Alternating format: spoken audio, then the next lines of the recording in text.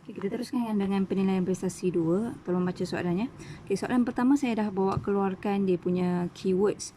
Okay, dia kata jadual menunjukkan takat lebur dan takat didih bahan-bahan A sampai E. Okay, keyword dia takat lebur, takat didih. So, apa yang kita kena faham? Kita kena faham apabila dia sebut takat lebur dan takat didih, proses ini memerlukan penyerapan haba. Jadi, saya faham, saya kena kaitkan dia dengan graf pemanasan.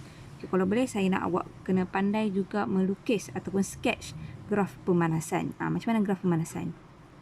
Okey, jadi kita kalau boleh dalam kepala ataupun dalam kertas awak boleh sketch lah graf pemanasan takat lebur dan takat didih. Sebab diberi takat lebur dan takat didih. Yang pertama kita labelkan dulu di manakah takat lebur. So, saya akan labelkan kat sini takat lebur. Okey, takat lebur merujuk kepada suhu malar. Okey, manakala yang kedua kita ada takat didih, sama juga merujuk kepada suhu malar. Jadi awak cari di manakah suhu malar dalam graf. Okey, kemudian perkara kedua kita labelkan apakah maksud lengkungan graf ini. Okey, yang pertama ialah pepejal. Okey, pepejal. Yang kedua ialah pepejal dan cecair. Okey, pepejal dan cecair. Okey, kemudian apabila fasa seterusnya dia akan memasuki cecair. Kemudian cecair dan gas. Dan juga yang terakhir sekali adalah gas. So, ini pastikan awak tahulah sketch dia punya graf. Okay, kenapa? Sebab nanti saya akan tunjuk bagaimana nak menjawab soalan ini. Okay, perkara pertama kita sketch graf ni. Okay, sketch.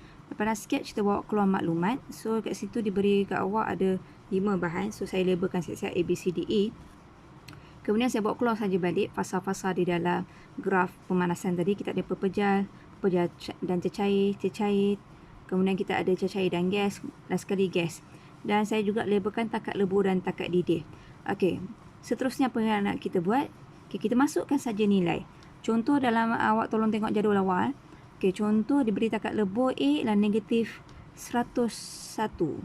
Okay, jadi masuk saja nilai. Negatif 101 darjah Celsius.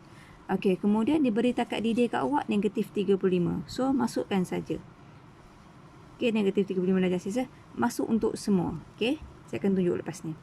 Okey, saya dah masukkan semua maklumat berdasarkan jadual yang diberi dalam buku teks soalan. Sudah masukkan takat lebur, takat didih. Okey, kemudian kita nak tengok soalan ni. Soalan kata kelaskan mengikut keadaan jirim.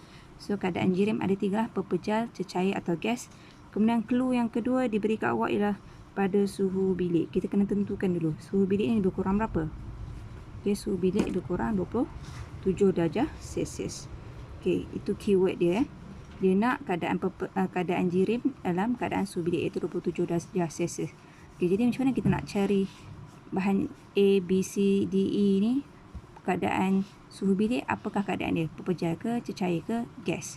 Okay, kita akan isikan maklumat dia. Okay, jadi yang pertama untuk A.